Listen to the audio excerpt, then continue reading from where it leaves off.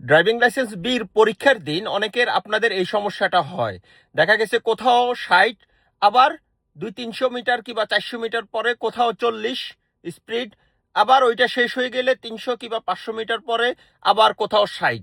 এই যে উপর নিচ যে স্পিড কোথাও বাড়াইতে হয় কোথাও কমাইতে হয়, এটা নিয়ে অনেকে দ্বিধাদ্বন্দ্বে থাকেন। কখন স্পিড কমাবেন, কখন বাড়াবেন, কত আগে থেকে আপনি প্রস্তুতি নেবেন, আর প্রস্তুতির মুভমেন্টটা আপনার যে এক্সামিনেটর থাকবে, যে আপনার সাথে টিচার থাকবে, সে আপনার মুভমেন্টটা কি ধরতে পারছে কিনা, এটাতে অনেক সময় আপনারা দ্বিধাদ্বন্দ্বে থাকেন। আপনারা যখন ট্রাফিক স্কুল থেকে যখন আপনারা সর্নিংগুলা নেন শিখার জন্য, তখন আপনারা এই বিষয়ে ভালো করে আপনার পাশে থাকা টিচার থেকে শিখে নিবেন, দেখে নিবেন, আর কিভাবে কখন কোথায় মুভমেন্ট করতে হবে ওইটার ব্যাপারে একটু সতর্ক থাকবেন।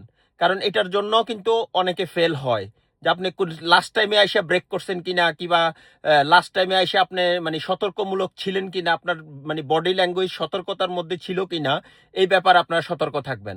তো এই ধরনের ভিডিও পেতে পেজটিকে ফলো দিয়ে রাখুন। দেখা হবে অন্য কোনো ভিডিওতে। আল্লাহ হাফেজ।